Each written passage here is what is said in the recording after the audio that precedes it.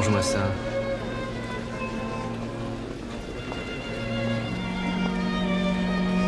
Tu regardes bien.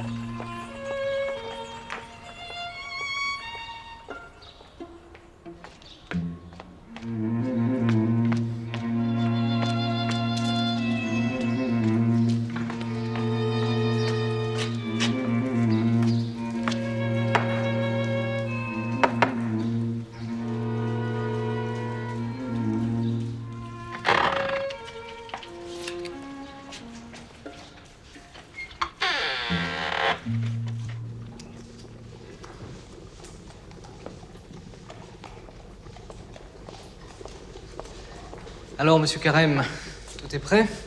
Il faut bien monter. Toi? Monseigneur nous a prévenus très tard. Il y a encore beaucoup de désordre là-haut. Quelle fumée. À tout à l'heure. Tiens, tiens. Monte déjà le foie gras. Il faut jamais voyager à vide.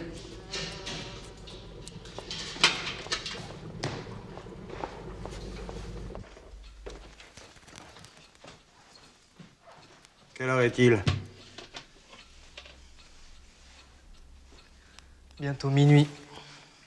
Eh bien, vivement qu'on se bâche. Hein. Tu vas rentrer bientôt, tu crois? Bon, avec lui, on peut pas savoir, hein.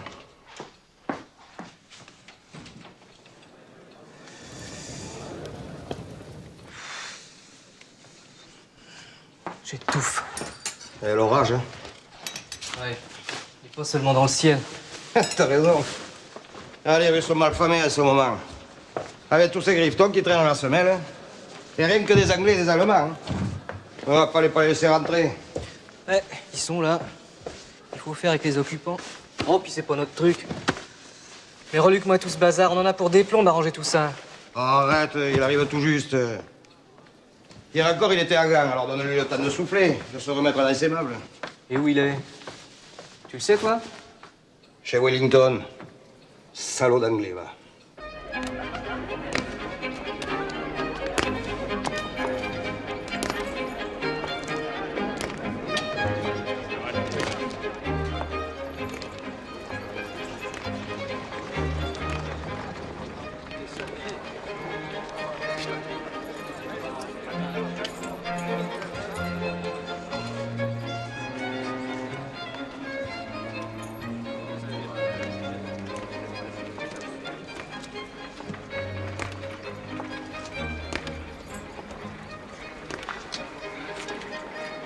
T'as vu?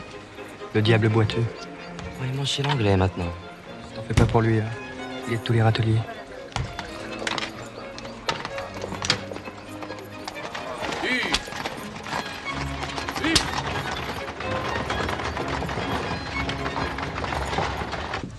Et à qui ce soir à la maison?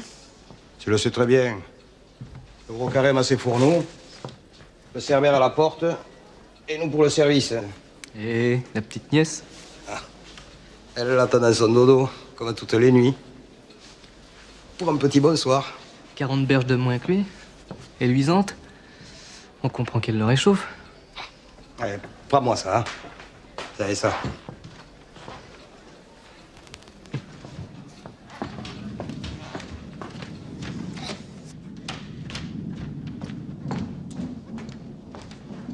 Deux couverts? Pourquoi deux? Il a un invité. Alors quel invité? T'as vu ce qui les attend à la cuisine? Un vrai souper de roi.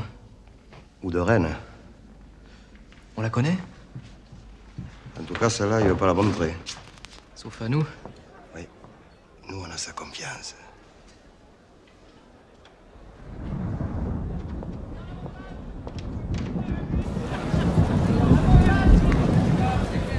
Regarde-moi ça. On est dans de beaux draps. Mais qu'est-ce qu'elle fout, la rousse? Au moins du temps de Fouché, il y a une police. J'aime pas le peuple.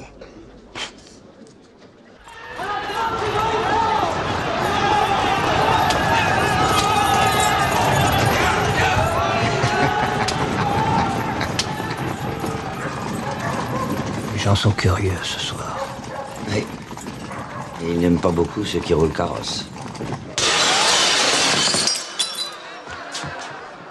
Un peu plus, on la prenait sur la cabèche, celle-là. On peut encore s'esbigner par le jardin. Tu m'accompagnes?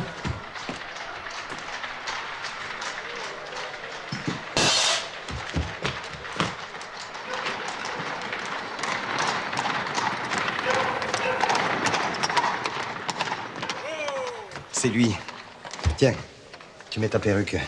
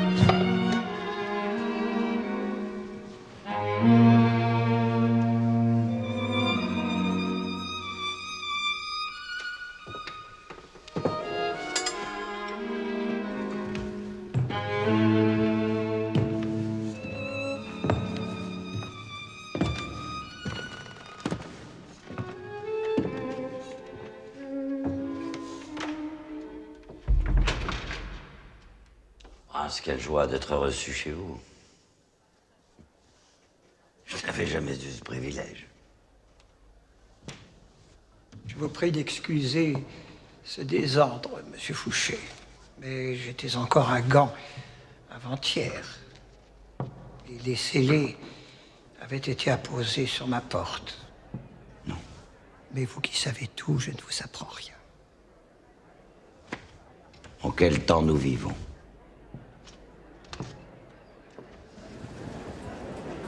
Avez-vous fait mon voyage? Excellent. J'étais avec Sa Majesté. Sans vous, elle serait encore à Gand. Elle est encore à Saint-Denis. Vous avez manœuvré une fois de plus divinement en sa faveur. Je vous remercie.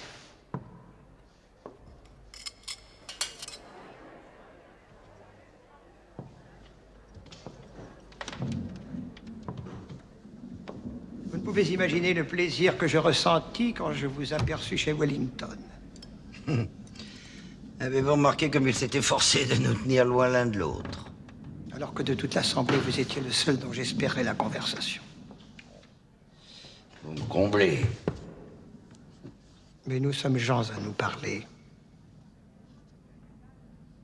Demain, j'ai audience à Saint-Denis chez le roi.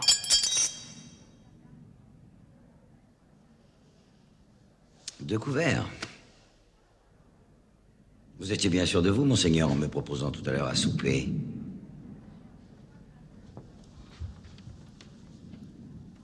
Nous sommes seuls. Je ne vous suffis pas, monsieur Fouché.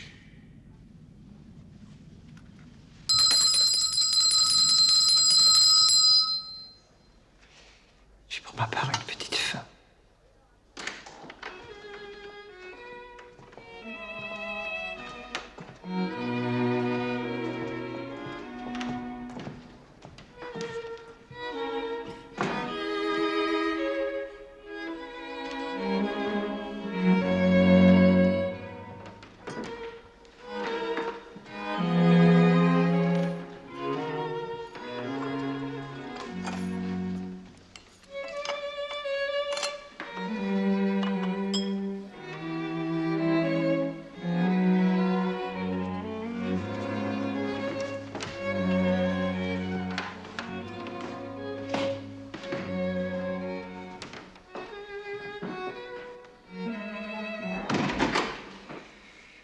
De basse mine, oui, je sais, mais muets comme des cadavres et m'appartenant corps et âme.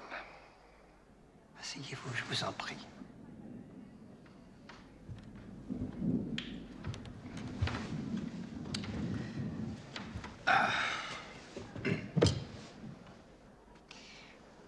Depuis combien de temps n'avons-nous pas causé dans le particulier? Le temps vous aurait semblé long. Oui, vous me manquiez, monsieur le duc. J'aurais osé l'espérer. Plus les temps sont troublés, plus l'amitié est précieuse.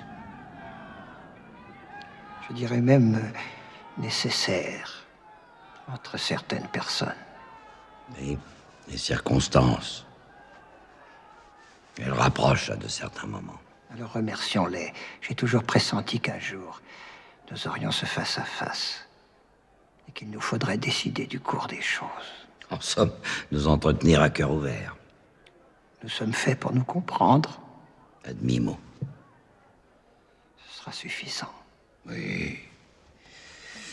Nous ne sommes ni des soldats ni des hommes de cour auxquels il faut tout expliquer. Oui. Nous tirons les fils. À ce jeu-là, je suis le maître. Pas toujours. Ne m'avez-vous pas dit à l'instant que Jacques Massoulier et Jean Vincent vous appartenaient corps et âme? Mes deux valets? Ils seraient en affaire avec vos services?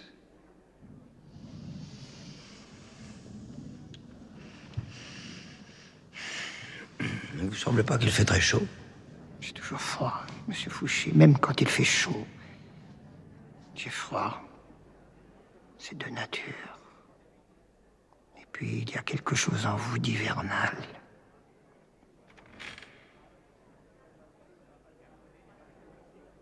Je vais augmenter mes valets. Ils le méritent. Je connais leur gage, faites un effort, monseigneur. À notre amitié. Oui.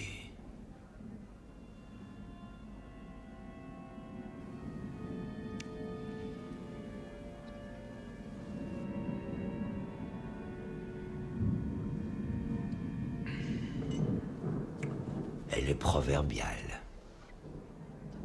Je vais vous le prouver.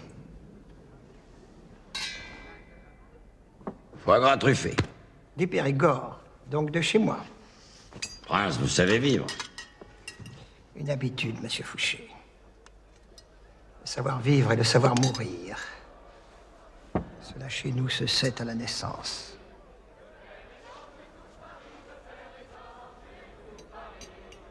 À votre avis, combien de temps avons-nous pour souper dans le calme?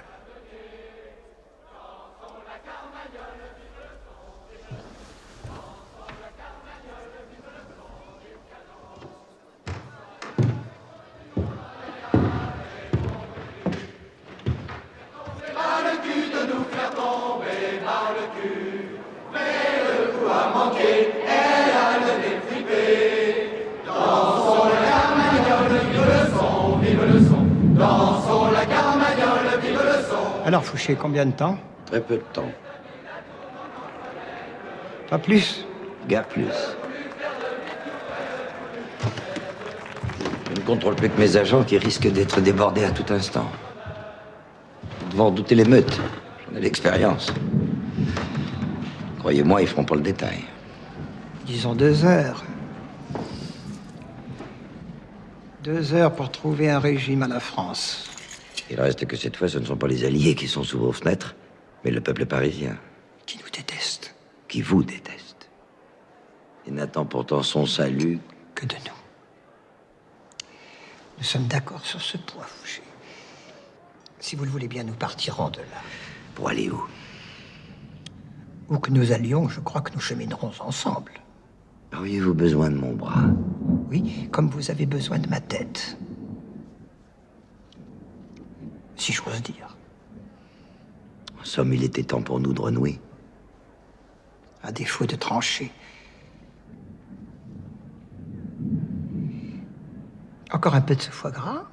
Prince, Être traité par vous, c'est presque vous appartenir.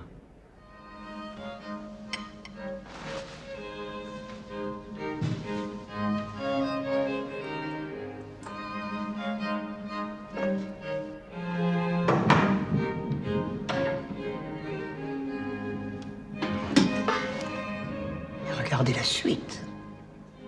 Asperges en petits pois, cul d'artichaut à la ravigote, saumon à la royale, filet de perdrix à la financière. À votre table, on ne peut pas penser à changer de régime. Et ce champagne, Cadeau du duc de Wellington. il y a meilleur goût chez vous que chez lui. Que vous a-t-il semblé de Wellington? Je l'ai trouvé tout à fait creux. Il n'est plein que de lui-même. Et d'un ennui. Désespérant. Heureusement qu'il a pour lui d'avoir gagné à Waterloo. Mais servez-vous, monsieur le sénateur. Servez-vous. Comme cette formule est politique.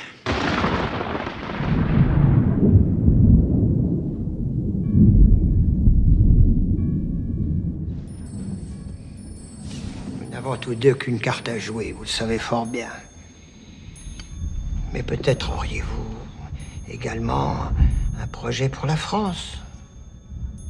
J'en ai plusieurs, monsieur l'ancien chef du gouvernement de Sa Majesté. Plusieurs? Racontez-moi ça.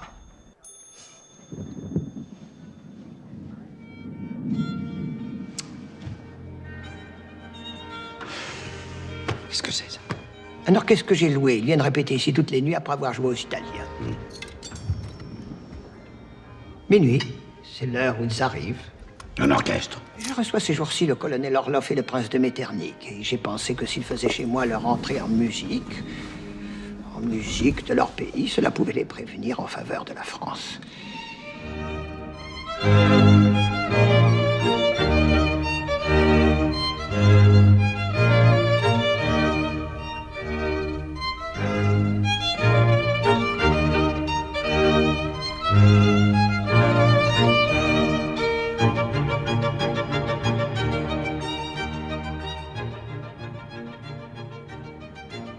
C'est une valse.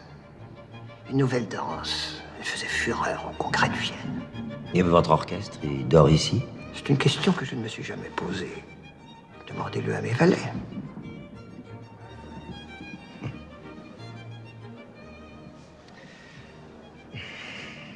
La situation n'est pas simple.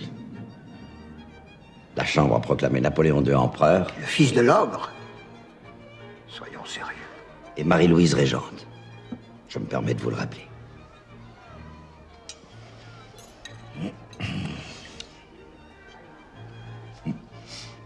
Son mot est une merveille. Il vient du Rhin, par courrier spécial de Strasbourg à Paris. Je pense que chez Wellington, on mange du bouilli dans de la marmelade. Bien. Je vous accorde que l'Aiglon n'est pas un prétendant très sérieux devant l'opinion. Mais il n'est pas le seul à postuler. Il y a Louis-Philippe d'Orléans. Le fils du régicide. Allons. Tout ça est si loin. Non, pas si loin, monsieur Fouché. Je ne pense pas que le tour du duc d'Orléans soit encore venu. Voyons plus près. Plus près. Oui, tout près. Le peuple. Mais où avais-je la tête? Bien sûr, le peuple français. Ah non, non, non, non, non, ne riez pas. Une république revenue de tous ses excès et délivrée de ses illusions serait une solution à la vacance du pouvoir. Vous voulez revenir au directoire, Fouché? Ce 7 juillet 1815, à minuit, la France est à qui la voudra, et jamais son gouvernement ne fut plus provisoire. Je sais que vous le présidez, monsieur Fouché. Mais que présidez-vous, en fait? Un troupeau de parlementaires hébétés, encore sous le choc de Waterloo. Que surgisse demain un homme résolu, et ils se coucheront. Le voilà le danger. Un nouveau Bonaparte issu du peuple, et dont l'autorité se nourrira de la faiblesse du pays. J'estime plus prudent de nous donner nous-mêmes un maître que nous connaissons, et qui aura besoin de nous. Un maître dont vous présiderez le conseil, encore une fois. Mais cette fois avec vous près de moi, Excellence. Un voisinage dangereux. Et qui vous permettra de ne pas me perdre de vue. Vous me surveillerez, Fouché. Vous me surveillerez de près. Vous verrez, ce sera très intéressant. Oui, j'en suis persuadé, Excellence, mais nous jouons à cela plus tard, si vous le voulez bien. Il y a plus urgent. Bon. S'il vous plaît, revenons au Bourbon. Je crains qu'il ne soit plus accepté par le peuple. Vous craignez vraiment? Je crains si je me mets à votre place. En tranchant sans façon la tête du roi, nous avons démontré qu'il n'était qu'un homme ordinaire.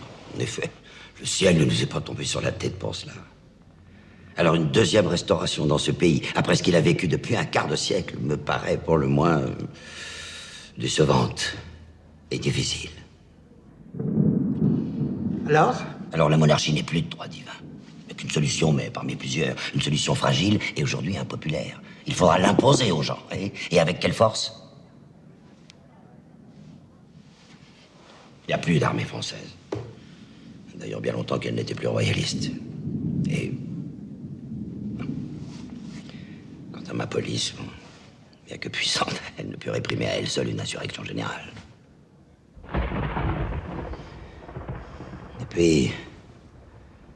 Et puis pourquoi ne pas vous le dire, monseigneur? Je n'ai pas envie de faire tirer sur le peuple. Mais quel gouvernement a envie de faire tirer sur le peuple, monsieur Fouché? Disons qu'un gouvernement conscient de sa responsabilité envers le peuple est parfois obligé de faire disperser des attroupements de factieux dans l'intérêt même du peuple.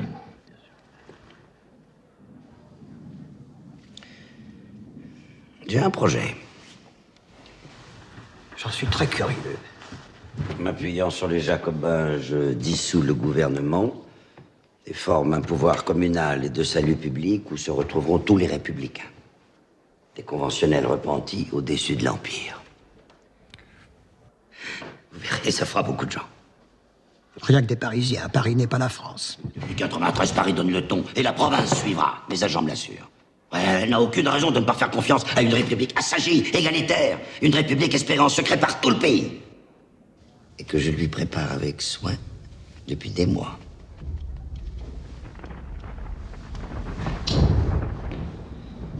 Alors, si vous pouvez faire comprendre au gros Bourbon que préférable pour lui de repartir une fois de plus et définitivement vers la Belgique avec les siens.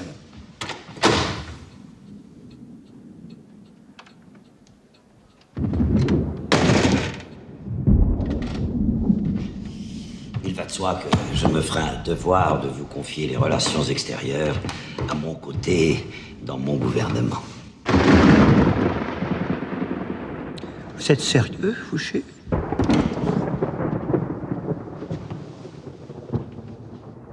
Qu'en pensez-vous? En tout cas, vous ne manquez pas d'imagination.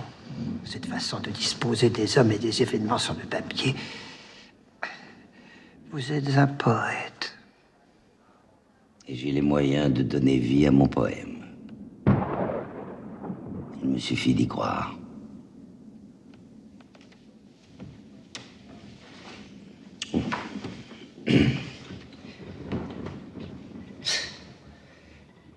Vous avez bien dit asperge en petits pois? Oui.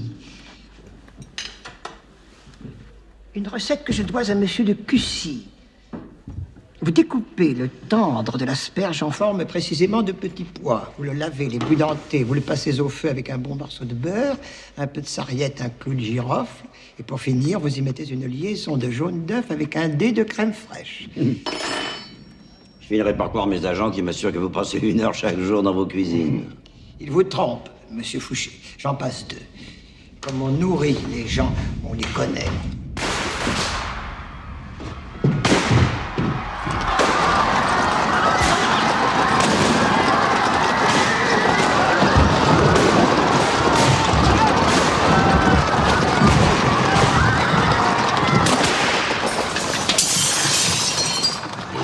Blücher. Ces soudards en veulent à vos vitres. Vous nous gâtez les perdrix.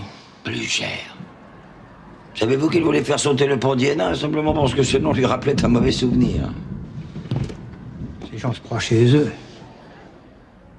Fouché, ne laissons pas la situation pourrir. Pour moi, la restauration... Ah, ne me bousculez pas. Je sais, oui, vous ne voyez que les Bourbons, vous n'entendez que les Bourbons, quoi. Vous n'avez que Bourbons en tête. Je comprends qu'il vous fasse peur. Je suis duc, sénateur, conseiller d'État et je préside le gouvernement. Les Jacobins sont à ma porte et la République à nos portes. Alors vous ne m'intimiderez pas. Personne ne m'a jamais intimidé. Et j'ai la police. Il vous reste en effet quelques agitateurs. C'est suffisant pour retarder la restauration, mais non pour rétablir la République. Il faut vous y faire, Fouché. L'avenir aujourd'hui est au passé. Les Bourbons sont les seuls à présenter certaines garanties. Oui, pour vous. Pour moi. Et pour vous, si je m'en mêle. Et même pour le pays.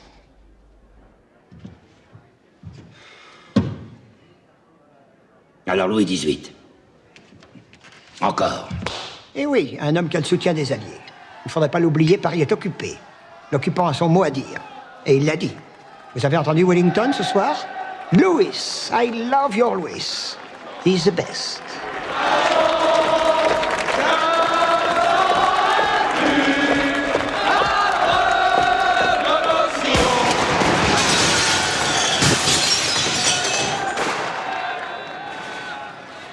À ce train-là, demain matin, je n'aurai plus que mon verre de montre. Ça, c'est un coup républicain. La Marseillaise.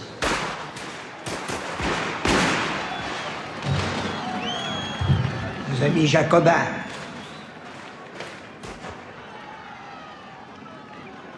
Finiront par venir nous tuer dans ce salon, monsieur Fouché. Vous peut-être, oui. Mais pas moi.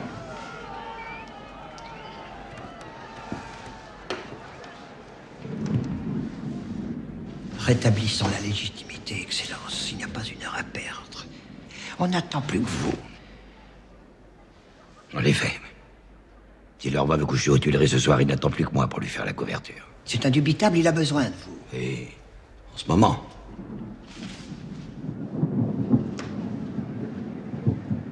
Vous n'aurez jamais de rival à la police. Et le roi ne l'ignore pas. On a toujours besoin d'un grand ministre à la police. Avec une bonne police, il ne peut y avoir qu'un bon gouvernement. Puisque personne n'ira jamais dire qu'il est mauvais. Sauf tous ceux qui sont en prison pour avoir dit qu'il n'est pas bon. Il est vrai que les gens qui sont en prison sont de mauvais citoyens, donc leur avis ne compte pas. Non, qu'ils en aient un et même une insolence à l'égard du pouvoir. Bon.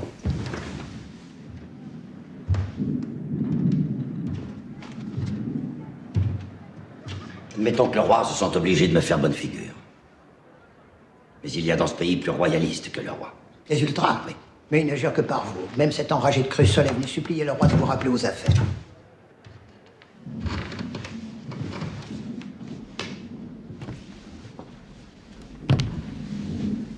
Et le beau sexe, Fouché.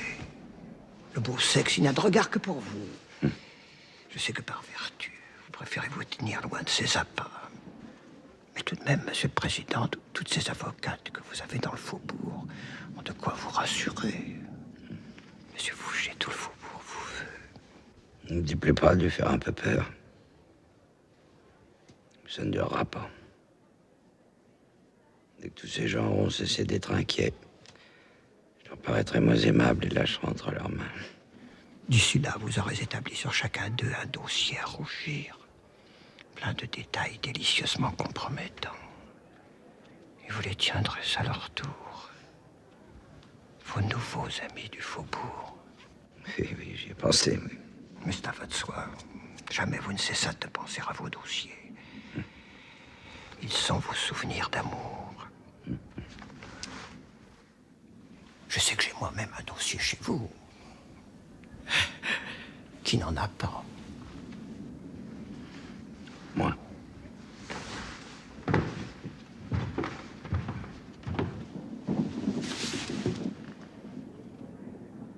Mais un comme le vôtre, monseigneur, aussi complet, aussi terrible, il en est peu. Vous me flattez. Il est vrai que depuis le temps que nous nous connaissons... Depuis combien de temps, Fouché? Depuis toujours. Nous nous connaissions avant de nous connaître. Ainsi parlent les amoureux.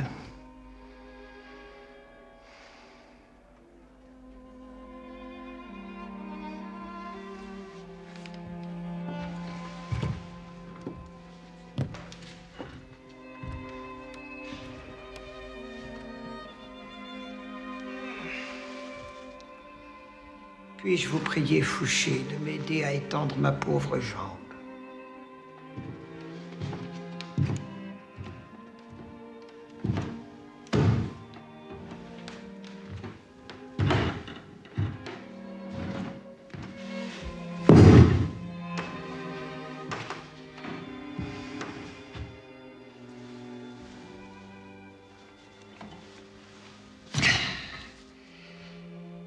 Elle me tire vers le bas. Je crois qu'elle sera en enfer avant moi. Mais revenons à nos rapports. De police? Précisément, n'est-ce pas moi qui vous ai fait nommer, et justement à la police, en l'an 8? Dont vous m'avez fait révoquer le 28 fructidor de l'an 10. Pour vous faire entrer au Sénat. Et en Messidor de l'an 12, Napoléon, sur mon conseil, vous redonnait votre chère police. Et vous deveniez son Excellence Monseigneur le sénateur ministre. Et vous, vice-grand électeur. Le seul vice qui vous manquait, Dieu. Fouché, je vous fais rire. On voit aux Tuileries lorsque le Corse découvrit votre petit complot en faveur de Murat. Pendant 3h15, j'ai regardé ma montre et il vous couvrit d'insultes. Un quart d'heure de plus que vous le lendemain de l'attentat de la rue Saint-Nicaise. Nous sommes les deux hommes qui l'aura le plus insulté. Et pourtant, vous l'aimiez. Ne lui avez-vous pas écrit « Je ne suis pas complet quand je suis loin de vous » ? Et les deux seuls dont il n'aura jamais pu se passer. Deux prêtres. Un petit frère, moi, et vous, évêque par décret royal. Enfin, tout évêque que j'étais, savez-vous combien de fois j'ai dit la messe? Oui, 7 fois. Imbattable. En tout cas, petit frère ou évêque, aux yeux de Dieu, une onction est une onction, et nous avons tous deux défroqué. Vous vous êtes gâté à plaisir, monseigneur. Pas à plaisir. On m'a poussé vers Dieu. Sur ce pied-là. Et peut-être lui en ai-je voulu. À votre pied? Non, à Dieu.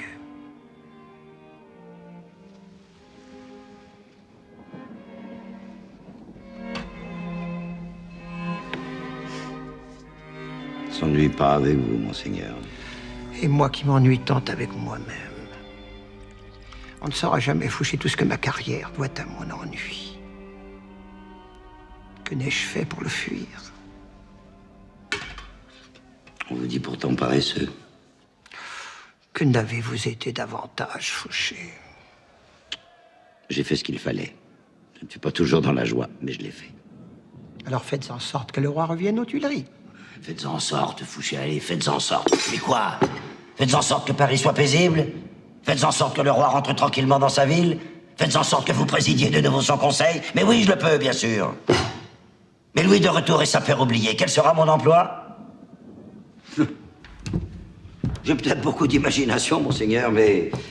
Oh, je vous imagine très bien, d'ici 2 ou 3 mois, me proposant, avec l'accord du souverain, une ambassade au pays des Peaux-Rouges. Ou bien me délivrant un mandat pour visiter les bergeries dans les provinces du Midi. Mais je ferai un très bon inspecteur des bergeries. Je m'y connais comme personne en bélier mérinos. J'en élève un troupeau dans une de mes fermes en Provence. À votre avis, monsieur le vice-chancelier, mon avenir ne serait-il pas dans l'élevage en grand du bélier mérinos? Écoutez. Quoi? Le silence.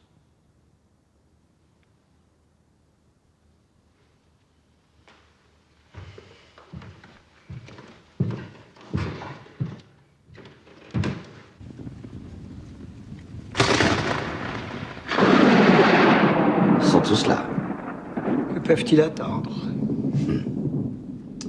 Ils savent que nous sommes ensemble. Oui, vos agents ont déjà répandu la nouvelle. Alors ils attendent le résultat de notre rendez-vous.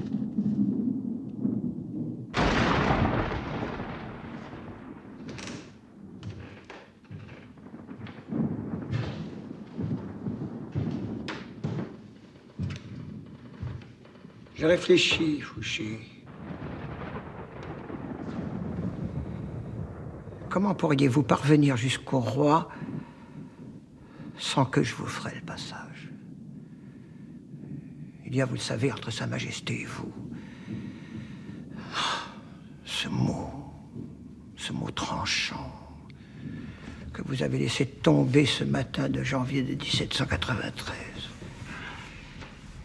Il était question ce matin-là à l'Assemblée de la mort de Louis XVI. Vous vous en souvenez, et lors du vote, quand on vous a prié de donner votre avis. Oui, Louis XVIII n'a jamais eu un amour débordant pour son aîné, ça je vous l'accorde. Mais si les rois sont toujours prêts à s'exterminer en famille, ils ne supportent pas qu'un étranger au clan vienne leur donner de la lame. L'Ancien Régime. Il revient, il est au port de Paris. Avec lui, les préjugés, les rancunes, les indignations de jadis. Pour Sa Majesté, par exemple, avez-vous une idée de ce que vous représentez? Le seul homme qui puisse la faire entrer dans Paris sans combat. Cela, c'est votre utilité, pas votre identité. Non, pour Louis XVIII, il faut que vous le sachiez, vous n'êtes pas plus président que ministre, que sénateur, que policier en chef, que duc d'Otrante. Il ne sait même pas où c'est, Otrante. Ben, je lui apprendrai. Vous me l'apprendrez en même temps, car moi non plus, je ne sais pas où c'est. Non, à ce que j'ai pu constater en conversant avec Sa Majesté, votre histoire pour lui s'arrête au 16 de janvier de 1793, à ce vote fâcheux. J'ai un remords. Mais pour le saumon. Allez, mon cher, allez. Et servez-moi, s'il vous plaît, pendant que vous y êtes.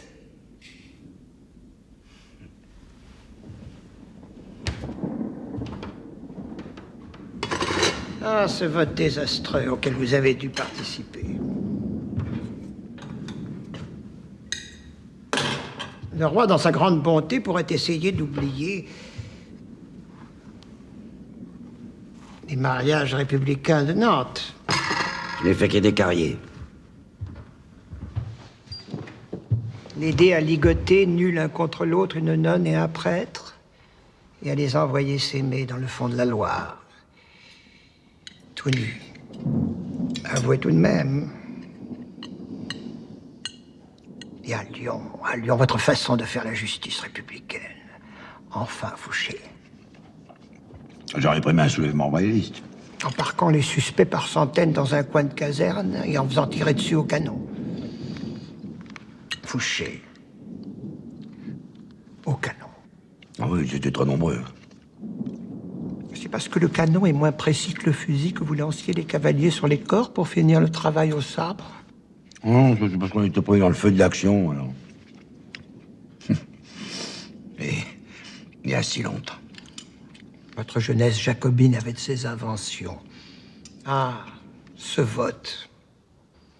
Que n'étiez-vous en Amérique ce 16 de janvier de 1793? Bon. J'étais à l'Assemblée, oui. Les circonstances l'ont voulu. Je comprends bien sûr. Mais c'est au roi qu'il faudrait expliquer qu'il n'y a plus rien de commun entre le conventionnel Joseph Fouché et le tout récent duc d'Otrante. En somme, j'aurais besoin d'un très bon avocat. Un très bon avocat qui connaisse le fond de votre cœur et qui est l'oreille du roi. Vous êtes impayable. Ah, vous savez bien que non. Oui, c'est vrai, oui. Ah, vous valez très cher, hein? Toute l'Europe le sait. Pour un prince, un ministre, un roi qui n'est payé pour vos services. Jusqu'à vos audiences que vous vous faisiez rétribuer. J'ai dans votre dossier le détail de tous les pourboires que vous avez perçus indûment et frauduleusement. 7 pages in octavo en petit texte. Permettez que je m'installe. L'Angleterre, l'Autriche, l'Italie, l'Espagne, le Portugal, les gens d'église, les banquiers, les ambassadeurs et les rois, même les juifs d'Alger, ils vous ont tous payé. 117 millions et 690 francs dans votre poche. Arrêtons de nous chamailler, je vous prie. Oui ou non? Voulez-vous que je parle de vous au roi? Mais vous me ferez mourir de rire. Votre panache en y remettra son gros cul sur le trône, si je le veux bien. Parlez plus bas, je vous prie. On ne sait plus ce que l'on mange. Excusez-moi, mais si vous voulez présider de nouveau son conseil, il lui faut s'asseoir de nouveau sur le trône. Et ça ne dépend que de moi et de moi seul. Alors ne venez pas lui chauffer les oreilles. Allons, Fouché. Mais j'irai plus loin. Il me suffirait d'apparaître, d'appeler les gens comme dans la rue. Ils envahiraient votre salon, feraient un feu de tous vos meubles et vous culbuteraient par-dessus votre balcon. À quoi cela vous avancerait-il, monsieur Fouché? Les Alliés ne permettront pas une nouvelle république en France. Et si vous vous manifestez en sa faveur, votre carrière est finie. Réfléchissez. La restauration est la seule voie raisonnable. Maintenant que le danger corse est conjuré, nous pouvons l'emprunter sans aucun risque. Croyez-moi, cette restauration-là sera la bonne. Mais elle peut se passer de vous. Oui. Votre position auprès du roi peut être compromise. Elle le sera si je veux. Alors, ne m'obligez pas à le vouloir. Mon dossier. J'oubliais, il y a mon dossier. Quelle menace. J'en tremble. Oui, ça vous pouvez. Savez-vous pourquoi mon dossier ne peut rien contre moi? Parce qu'il est de notoriété publique. Il ne peut rien apprendre à personne. Au roi, moins qu'à quiconque. Je suis, tout le monde le sait, un concussionnaire, un prévaricateur, un débauché, un évêque apostat, renégat, schismatique. Marié, une catin divorcée, qui plus est indienne. Oui, et ma maîtresse vit sous mon toit, elle a 18 ans, elle est la femme de mon neveu, toute la France en parle, et s'en accommode fort bien. Non, vous savez ce qui compte aux yeux des gens, c'est mon talent. Il suffit à me préserver de tout. J'en parlais encore au roi tout récemment. Comme s'il y avait chez moi quelque chose d'inexplicable qui porte malheur au gouvernement qui me néglige. C'est intéressant, ça. Maintenant, monsieur le sénateur, regardons devant nous. Demain matin, je vais à Saint-Denis m'entretenir avec le roi. Je peux m'entremettre pour vous. Vous entremettre? Je lui ferai valoir votre talent et tout ce que l'État peut encore espérer de vous. Sa Majesté Louis XVIII a le sens de l'État et le souci de la continuité dans le service. Tous vos dossiers vous vaudront bien de revenir à la police. Enfin, pour l'instant, je préside le gouvernement et la garde nationale est sous mes ordres. Je n'ai qu'un mot à dire. Et le roi n'aura plus qu'à retourner coucher à Gand, mais il le sait. Il sait parfaitement qu'en dépit de sa forme sphérique, il ne peut regagner les Tuileries par la voie aérienne. Alors si le roi connaît mon pouvoir, s'il sait qu'il a besoin de moi pour contenir les Jacobins qui tiennent eux-mêmes la rue, qu'ai-je besoin d'un avocat? La cause est entendue d'avance. J'ai qu'à me présenter seul à Saint-Denis, il sera reçu tout de suite. Et je me ferai un plaisir de saluer Sa Majesté de votre part. Et là, vous le constaterez très vite, une mémoire de jeune homme et un entêtement de mule. Avec cela rancunière, tatillonne, n'ayant rien oublié ni rien appris. Et donnant quelquefois l'impression qu'elle préfère mourir en exil plutôt qu'être obligée de composer avec certaines gens.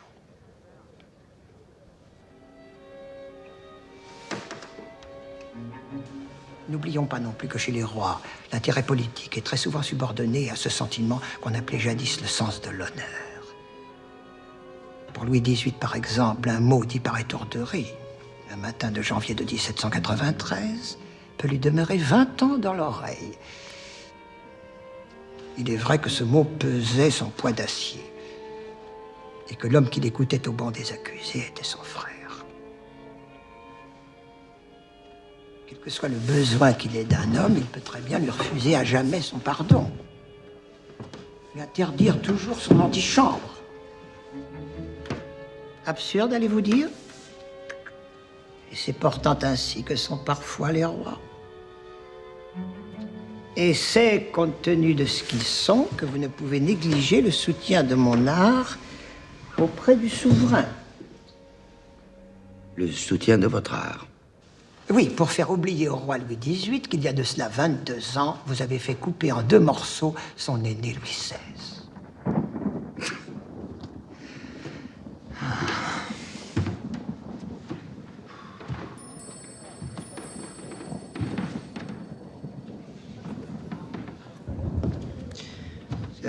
Un portrait de famille? On ne les compte plus dans la maison. Nous avons des parents sur tous les murs. Et ce jeune homme?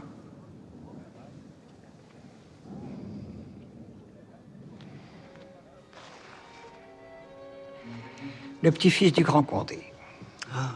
Le duc d'Enghien? Lui-même. Encore un Bourbon. Cousin du roi. Enlevé en pays de Bade, un pays neutre, et par des cavaliers français sur ordre de Bonaparte, jugé sans avocat, condamné sans la moindre preuve, et exécuté la nuit même dans un fossé du château de Vincennes. Une tache de sang sur les aigles. À votre avis, Excellence, à quel véritable motif a obéi Bonaparte dans cette affaire? La rage. Une rage effrayante à propos des complots royalistes. On aurait pu tenter de lui faire entendre raison. Oh, il était enragé, il n'écoutait personne. Il n'écoutait personne. En êtes-vous certain?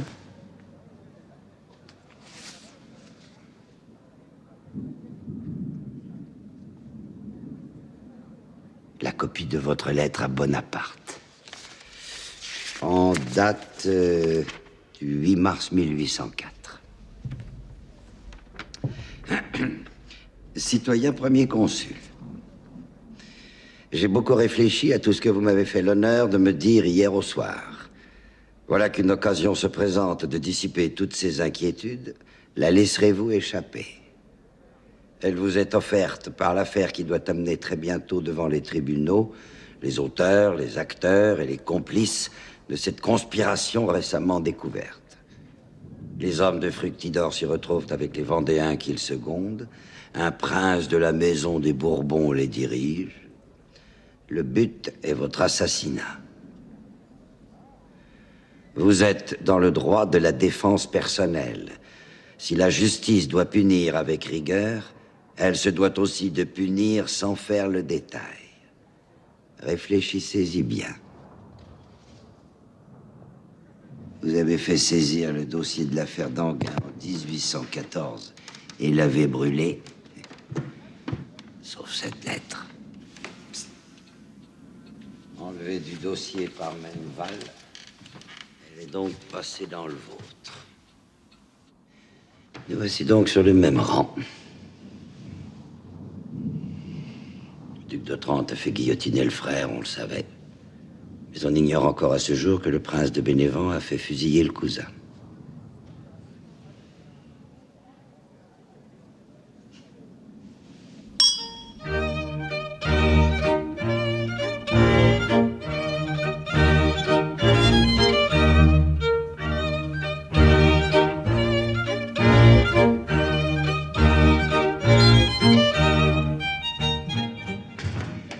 Cette danse autrichienne. Allez, écoutez, on se sent prêt à tout revivre, hein?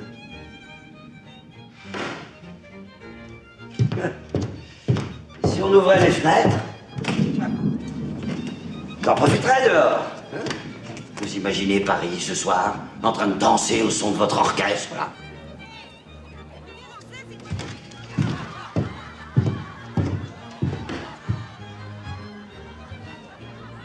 Il vaudrait mieux qu'il danse, plutôt que de songer à vous faire quelque misère.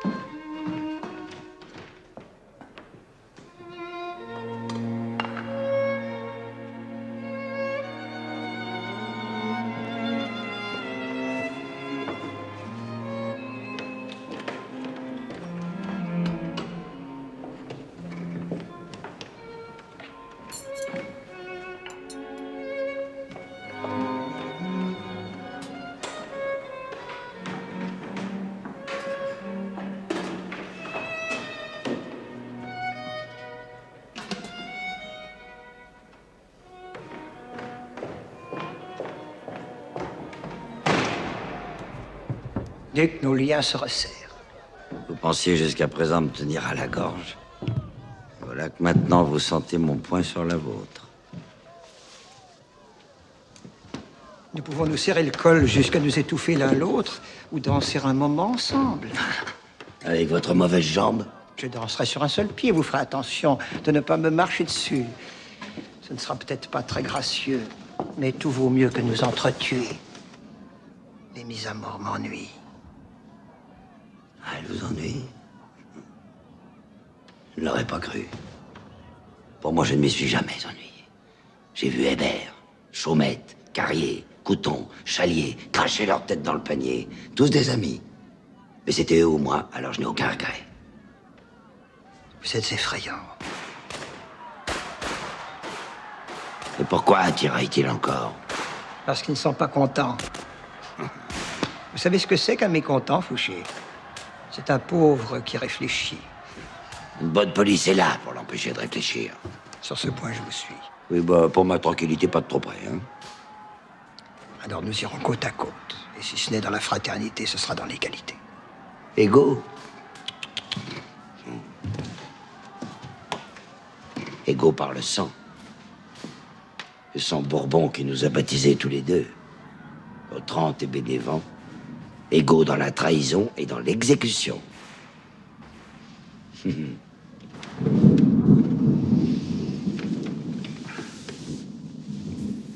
buvons trop peu de champagne.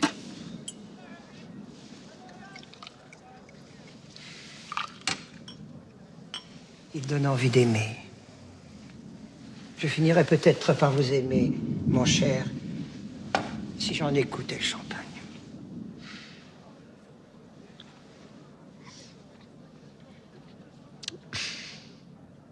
Moi, plus j'en bois, plus je me méfie de vous. Et moi qui allais vous inviter ce soir à m'accompagner chez le roi. À Saint-Denis? Oui, c'est là qu'il attend de vous son passeport pour le château des Tuileries. Que devrais-je lui dire? Vous n'aurez qu'à vous mettre à genoux devant lui et à baiser la main qu'il vous tendra. Rien que ça. L'émotion fera le reste.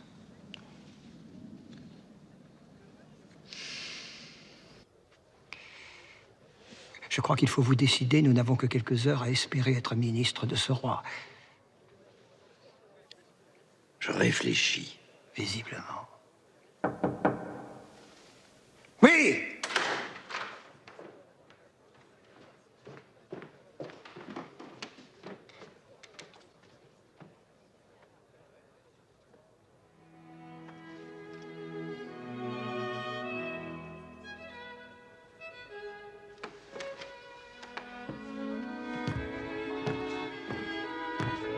Madame la duchesse de Dino qui me réclame avant de s'endormir. Ah, votre nièce. Elle attendra. Elle n'a pas cette habitude.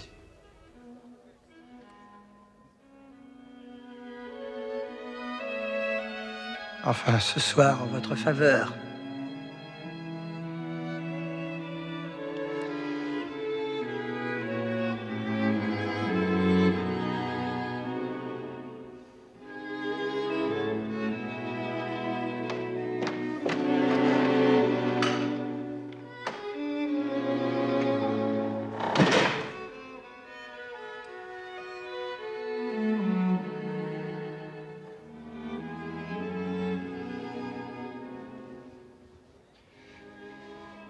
Peut-elle bien voir en moi que je n'ai jamais vu? Que dites-vous?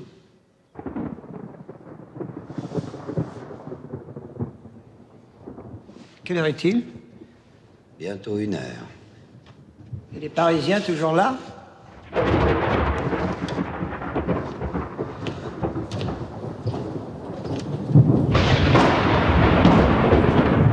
grande foule. Quel air ont-ils? Un air lourd. C'est l'orage.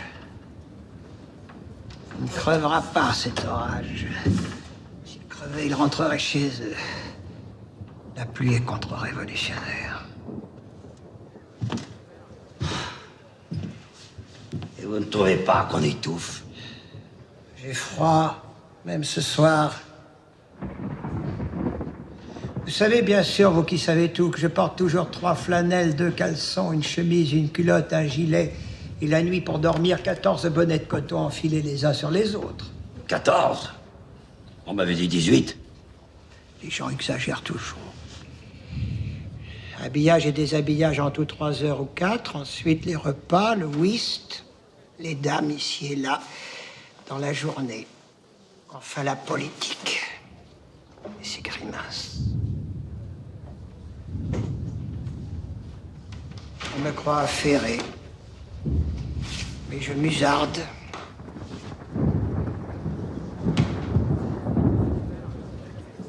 Nuit, j'ai rêvé de vous.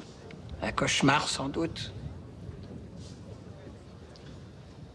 Vous vous déshabillez comme le fait chaque soir votre valet.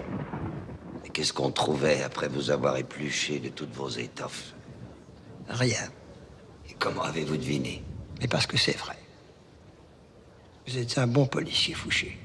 Chez moi, même en habit de cour, doublé, doré et décoré, le rien perce. Ah, j'oubliais. Si vous vous décidez à m'accompagner ce soir chez le roi, il vous faudra prêter serment. Le serment de fidélité. Oh, ce ne sera que le 8e. Vous 8, moi 12. On n'a qu'une parole, faut donc la reprendre. Surtout si on doit la redonner. Sans doute vous allez rire, Fouché. Mais cette fois, je suis sincère. Dans ma jeunesse, j'ai eu une ambition pour la France. Je l'aurais voulu exemplaire. Une France exemplaire où l'on aurait parlé paisiblement la plus belle langue du monde. Il est bien malheureux que l'empereur n'ait pas eu cette même idée de la France. Lui ne l'aimait que débordant de ses frontières naturelles. En crue, si j'ose dire. Cette France-là, batailleuse, aspirant à toute l'Europe, ne me disait rien qui vaille.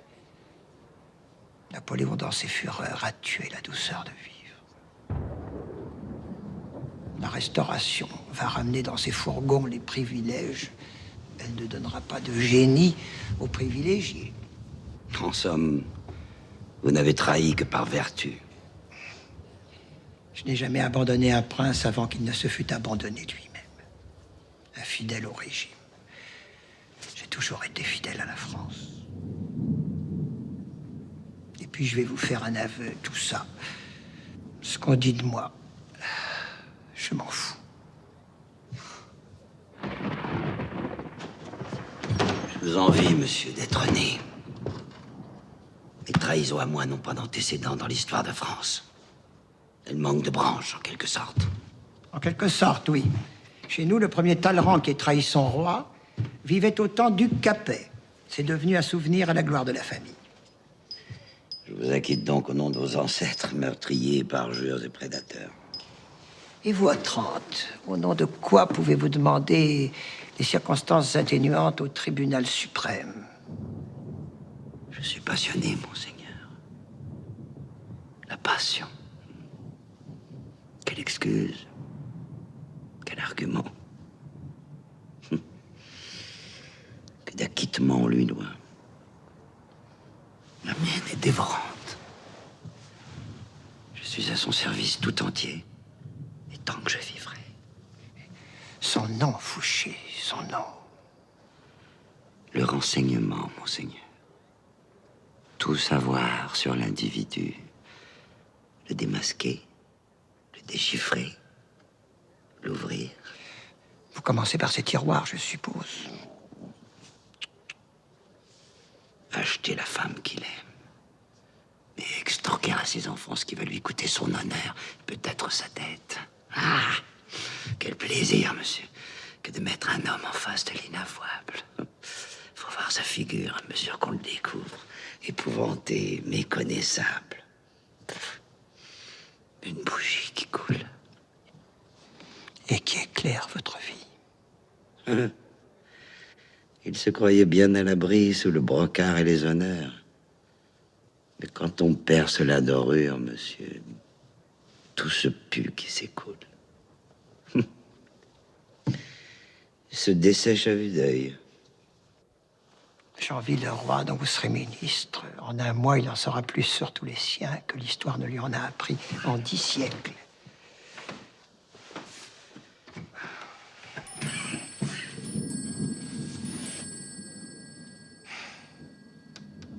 Buvons. Allons. Vous n'avez pas fait grand honneur à mon cognac.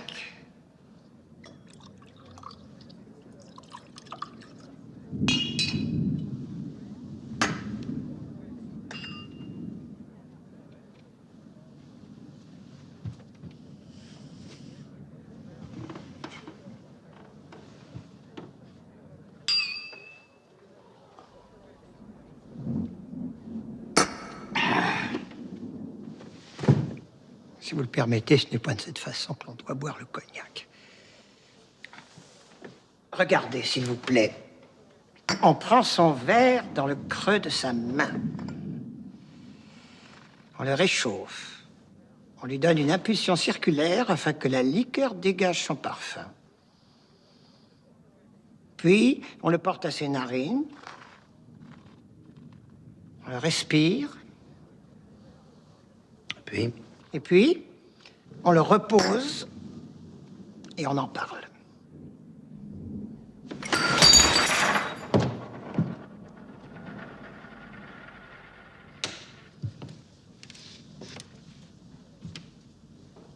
vos belles manières, monseigneur. Elles sentent la mort. Nous ne sommes pas, vous et moi, du même temps. Le vôtre est en train de crever d'une indigestion de politesse. C'est le mien qui lui succédera. Le vrai pouvoir sera aux subalternes, aux espions, aux délateurs. Personne ne saura jamais s'il est en règle, car la règle sera équivoque. Équivoque, mais redoutable. C'est ainsi que je veux la police. Indéfinie, protéiforme, invisible. Et toute puissante. Elle sera dans chaque conscience. Alors là, monsieur, ce sera l'ordre.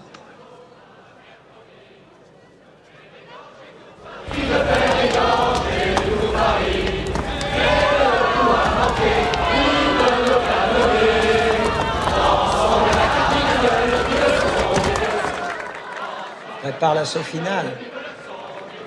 Je ne crois pas. Quelques fous furieux qui ont allumé un feu. S'excitent tout seul. Toujours aussi nombreux? Encore plus. Inquiet, Fouché? J'aime l'ordre. Vous le savez. À trop attendre, nous risquons d'être débordés. Nous sommes balayés, Fouché. Et vous avant moi. On pense le premier quand on s'appelle talent.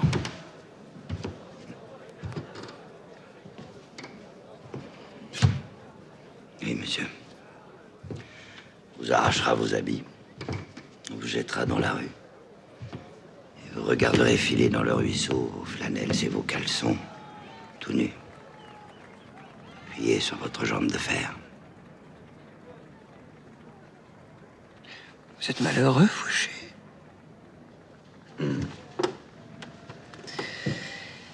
Malheureux, moi. Il faut l'être, monsieur, pour prendre son plaisir à faire peur. Alors, mon cher ami, qu'est-ce qui vous tourmente? Dites-moi.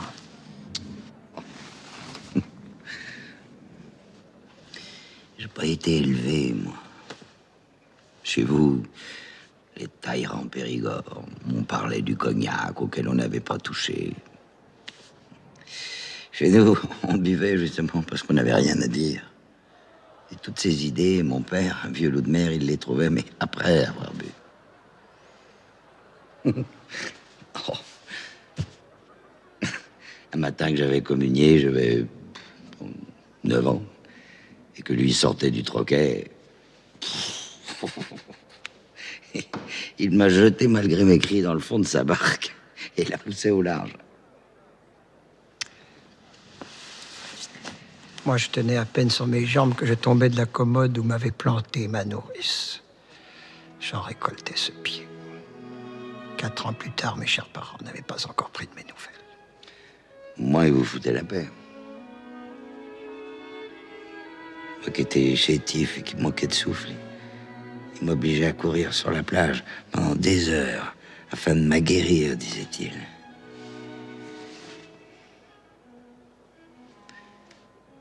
Ils vous ont aimé, vos parents? Non.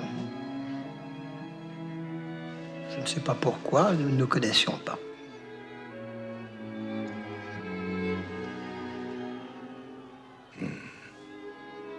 Heureux enfants.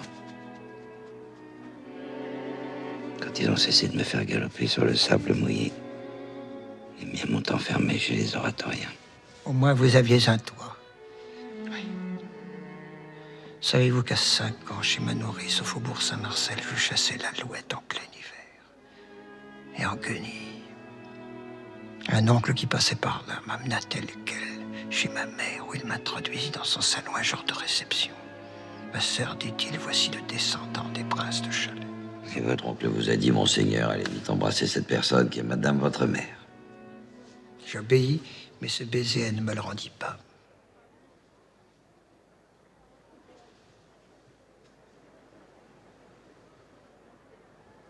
On n'a pas eu d'enfance, hein? Un talent, devoir donner dans la soutane par décision familiale, parce que j'avais un pied beau. Je me jurais dès lors qu'ils s'en repentiraient tous, famille, église et monarchie. Le seul serment que vous ayez tenu, monseigneur. Quand un enfant a été trahi par sa mère, il n'a plus de parole. Prince, on dirait que nous devenons amers. Allez, il faut noyer cette inclination, hein.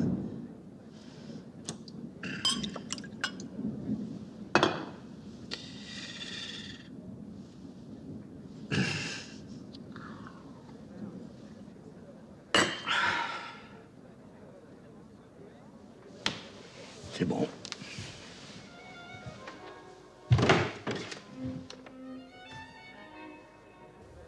Allez, monseigneur. Comment me trouvez-vous? Vous savez, la beauté chez un homme, ça ne fait gagner que 15 jours. Oui, je suis laid. Non, vous êtes beau, mon cher. Ou bien c'est que je m'habitue. À qui voulez-vous plaire? À ma femme. On m'avait dit qu'elle était morte. Oui, la première. Je vais me remarier. Félicitations. Je suis veuve depuis des années. Vous pensez que je suis trop vieux? Avec votre fortune et votre titre, un homme n'est jamais vieux, duc. Mais elle-même. Et vous?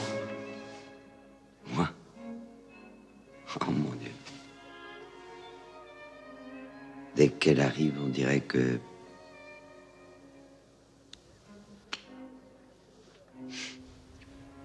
Oui. Je l'aime. Mais peut-on savoir son nom? Mademoiselle de Castellane. Elle a 26 ans. Castellane, une des plus anciennes familles de Provence. Et 26 ans. Fouché, quelle belle aventure. N'auriez-vous pas fait tomber jadis la tête de son père? Oui. Elle a été sauvée par le 9 Thermidor. Ah, dommage, elle vous eût aimé dans le déchirement, comme Chimène. Dites-moi autant de simple curiosité, vous qui êtes l'homme le plus riche de France et fiancé maintenant à une très jeune et très jolie femme, pourquoi ne pas vous retirer tranquillement dans votre château d'Aix? Qu'est-ce qui vous retient encore aux affaires? Il n'y a point d'affaires, monseigneur. Il y a la vie. On commence par faire de la politique pour avoir le pouvoir. Puis quand on a le pouvoir, alors, on joue à faire de la politique. Quoi voulez-vous que je joue à mon âge? Le pouvoir n'épuise que ceux qui ne l'exercent pas. Et être dans le secret. Alors jouons, Monsieur le Président. Il va falloir que nous habitions ensemble. Essayons de nous faire à cette perspective. Seulement, ne l'oublions pas. C'est vous et moi. Ou bien ni l'un ni l'autre. Alors ce sera vous et moi. Enfin, un mot qui avance les choses. Et vous et moi. Moi et vous. Vous allez voir, ça ne sera pas du tout triste. À nous deux, la restauration va prendre un parfum de régence. Secrétaire d'État au ministère de la Police Générale. Est-ce que cela vous convient? Avec tous mes réseaux. Ils vous attendent. Un réseau bien organisé, c'est l'irrigation du pays. L'information qui circule, le doute qui devient certitude, et le suspect coupable. Il n'y a point d'innocence, là, en vous? Non, il n'y en a point, non. Tous coupables. Ah, il y a un coupable. Ah, ça c'est drôle, ça me rappelle une histoire. Oui, oh, petite anecdote comme ça. Quoi. Un jour d'hiver 94, place de la Concorde, au pied de la guillotine, on exécutait ce jour-là quelqu'un que je connaissais très bien, enfin bref. Et alors celui-ci, en arrivant sur l'échafaud, se met à hurler « Arrêtez, je ne suis pas coupable !» Et Samson le bourreau, vous savez ce qu'il lui a répondu en le basculant sur la planche? « Vous n'êtes pas coupable? On va voir ça tout de suite !» Et crac. Et c'est... Oui, Ça vous fait pas rire? je ne m'attendais pas à cette chute-là.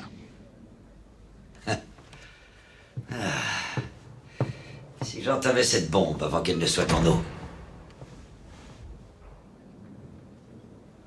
Je vous sers? Volontiers.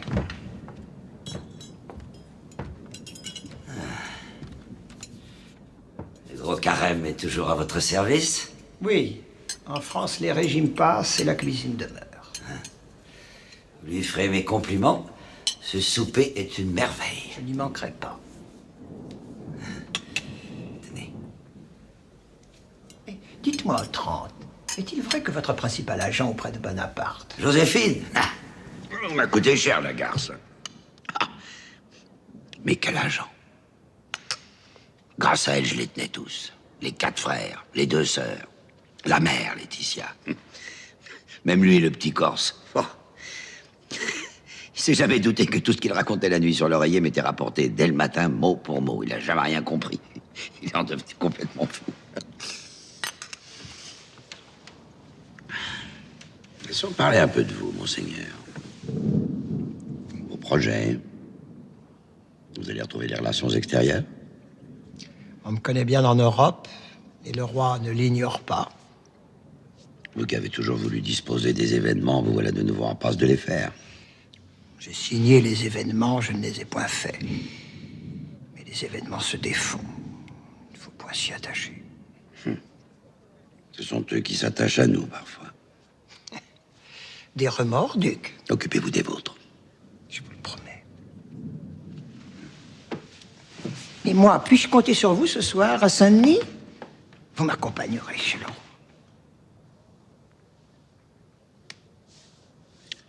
Si vous pouvez me garantir... Le portefeuille de la police, il est à vous. Et l'amnistie pour vos amis jacobins? Pleine et entière. En ce cas, je viendrai.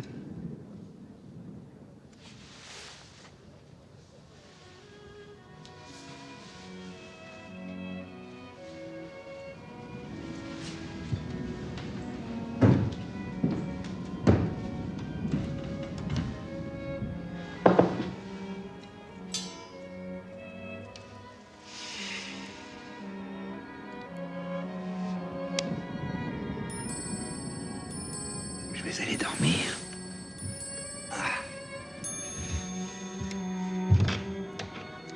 Il ne faudrait pas que ce soir, je restasse les 2 genoux cloués au sol devant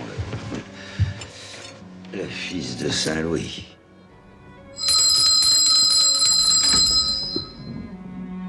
Reconduisez, monsieur le président du gouvernement provisoire.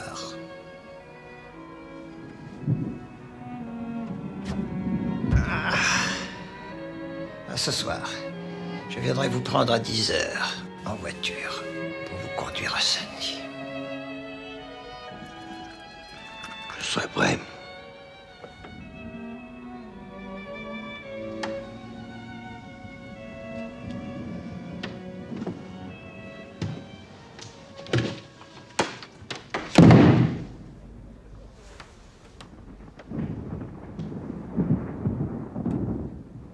qui a pu vous pousser à vouloir sa mort?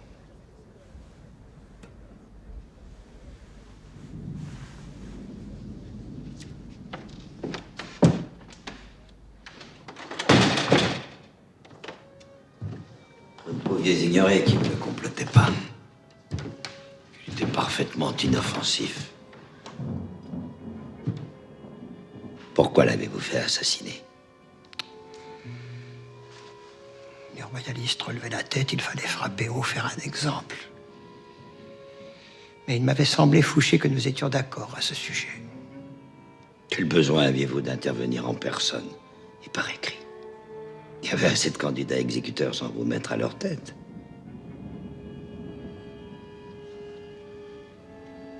Étiez-vous apparenté au duc d'Enghien? Comment dit-on dans l'argot de votre métier? Cuisiner? Seriez-vous en train de me cuisiner par hasard? Je répète ma question. Étiez-vous apparenté au duc d'Enghien?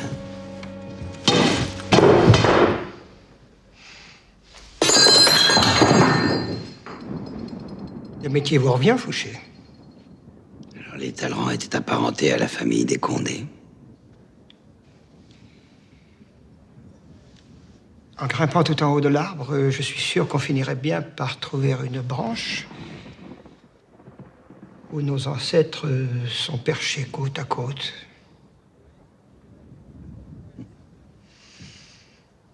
Il était jeune. Il était innocent.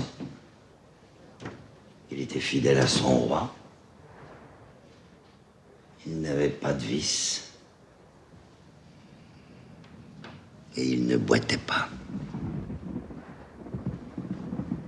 Un homme de lumière qui vous regardait chaque matin dans le miroir quand on poudrait votre visage d'ombre. Insupportable, hein? En fait, vous ne pouvez vous supporter. Et malgré tous les soins que vous prenez de vous, vous ne cessez jamais de souffrir de vous-même. De vous dégrader à plaisir. Enquêtez-vous, monsieur de la police? Ou me confessez-vous? Je vous renifle. Je m'aperçois que vous sentez mauvais. Encore plus mauvais que moi qui ne sent que le sang. Ne vous en vantez pas auprès du roi. Son odorat est très sensible à ce parfum. Surtout en ce qui vous concerne. Un peu de champagne, duc d'Otrante. Il vous redonnera le goût des bonnes choses.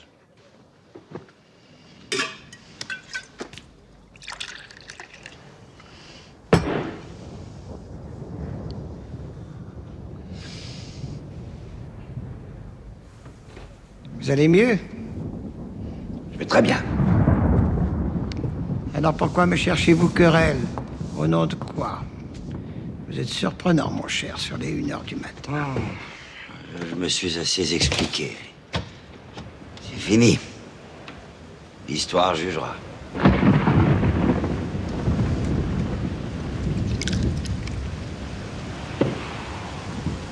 À l'immobilité de l'histoire. Et au mouvement des affaires. Au nouvel ancien régime, fils de Saint-Louis et à notre amitié. Et au néant. Otrante. Au néant.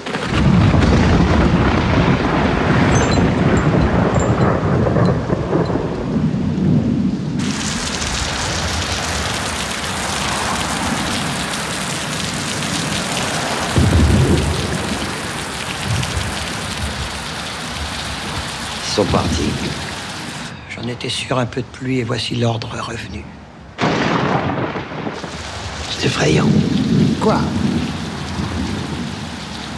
Ce vide. En somme, cette nuit, tout vous effraie.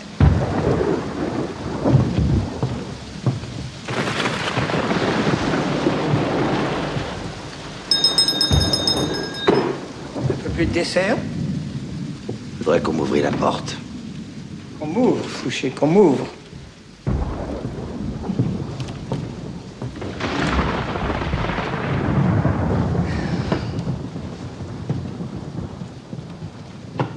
Si vous voulez partir, ouvrez vous-même. Elle n'est pas fermée à clé, cette porte. Cela ne tirait point au président du gouvernement provisoire. Un homme omnipotent qui ne ferait pas 3 pas seul dans l'obscurité. Mes valets sont peut-être là à vous guetter dans l'ombre. Mes valets, à moins qu'ils ne soient à vous. Cette nuit, seul le diable le sait.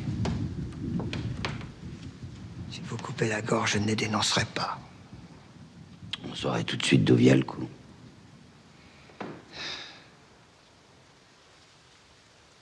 Oh, c'est assez fait peur pour cette nuit. Oui.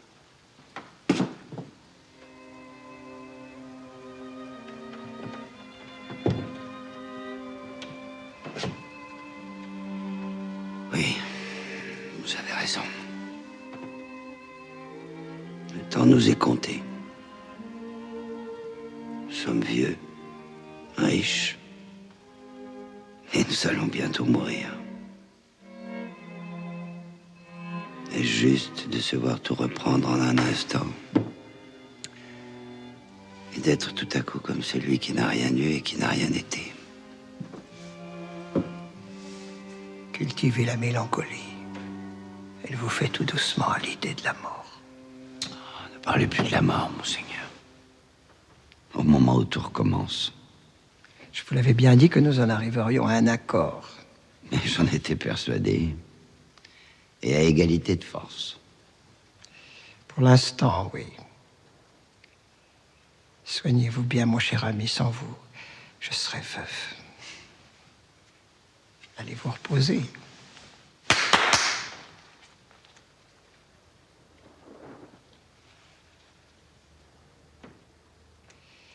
Et ce soir chez le roi, n'oubliez pas. Comptez sur moi. Vous n'aurez qu'à vous mettre à genoux et à baiser sa main. Et moi, je serai là pour vous bénir. Vous ne me ferez pas rire.